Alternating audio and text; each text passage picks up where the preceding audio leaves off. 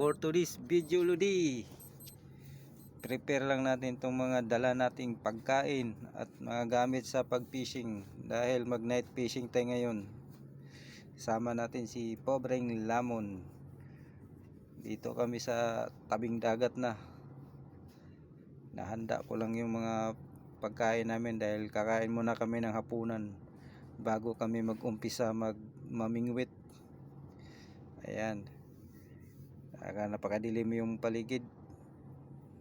Kailangan talaga na may flashlight ka dahil para makita mo yung mga gamit mo.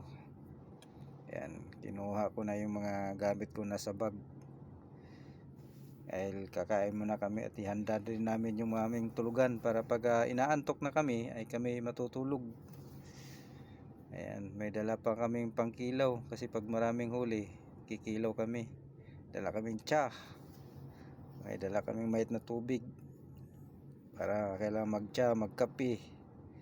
Kompleto, kailangan dapat kompleto dahil malayo-layo rin ito sa aming tirahan. 1 oras yung paglalakad bago makarating sa dagat. Ayan, tubig, kailangan natin ng tubig.